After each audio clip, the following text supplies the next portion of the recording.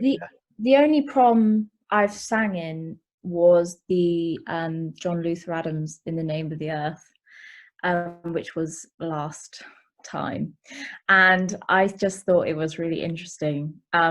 Everyone had to have it was choreographed, and everyone had to walk around, and we had loads of other choirs, and it was strange. And yeah, my friend came to it, and he wasn't expecting anything like it, and thought it actually stuck with him so well, because it was so well choreographed, and it had loads of different noises of like birds, and like bird noises, and different tree noises and things, and it was interesting. But that was I think that was the first prom I'd been in, so I'm looking forward to all the next ones.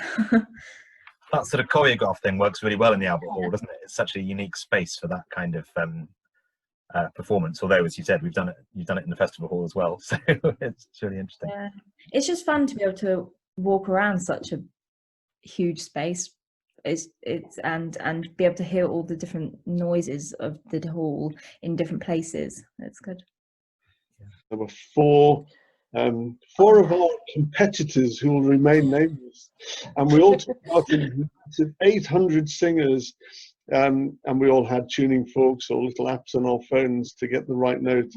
But that was quite an immersive experience. And we walked around. We did, yes. Yeah. You just can't get the same effect, even with surround sound. I'm sure it was such an interesting, some would say challenging setup, but I think it worked. I'm glad I took part in it. And it was sort of like being synchronized with a clock. And so behind Neville, there was a nice counter, and all of the conductors of these individual little groups spread across Albert Hall had to actually synchronize with a clock. And that was quite intense, because you do have a lot of that sort of latency across the hall, and you're sort of like, I think I hear the other choirs, but I'm not quite sure. I have to focus on my own thing. And then within each individual choir, there are 16-part harmonies at points, so you really, really are having to very closely pay attention, almost not listen to whatever else is going on. Exactly. That was really fun. So wait a second. So where were the other choirs? So you weren't all on the stage at the front? Yeah. So we were with the gospel choir. I don't remember the full name. The London International Gospel Choir.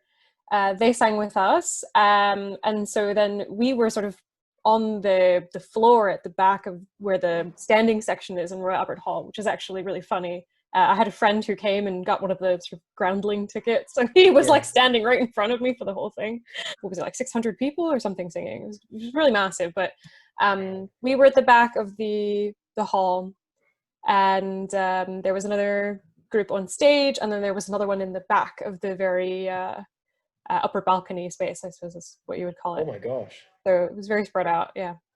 I mean, the piece was composed to be sung outside, meant to be sort of like this soundscape creation, actually, by the positioning of these choirs. So doing it in a hall was really tricky, and we were moving around through the concert. We sort of started out in the back of the standing area, and then had to actually come around and file onto stage.